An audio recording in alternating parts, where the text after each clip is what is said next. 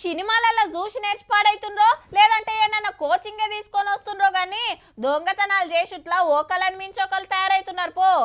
ఎవ్వరు లేని వాళ్ళ తాళమేసిన ఇండ్లు దుకాణాలకు ఎవ్వలైనా సూటి పెడతారు. కానీ అందరు ఉండంగా పంటనం చూపించిన వాళ్ళకే ఓ రేంజ్ ఉంటుందని ఫీల్ అవుతున్నట్టున్నారు దొంగన్నలు. దొరికితే ఈపులు సాఫ్ అయితే అన్న బుగులు లేదు, పట్టుకుంటే పరిశాన్ ఉంటుందన్న సోయి లేదు. అరే గింతాల్కగా దోస్తుండ్రంటే మాత్రం బండెక్కబోతే పెట్టే ఇటు మనోడటు. ఈ అన్నకి ఇచ్చే వరకు బండే ఒరిగింది. అయ్యో పెట్టెలున్నాయని కింద పడితే దెబ్బ ఎత్తుతుండు. దొంగతనం చేసిందాయే మరి ఆగమాగమైతాన్రు. కర్ణాటక రాష్ట్రం బీదర్లా పగటీలే 90 లక్షలు ఎత్తుకపోయినరు.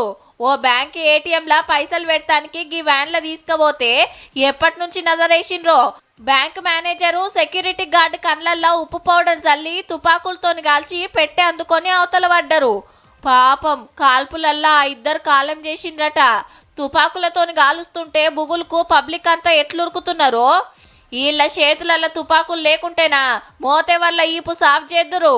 ఇక సీక్రెట్ కెమెరాల చూసి పట్టుకునే పనులున్నారు పోలీసులు.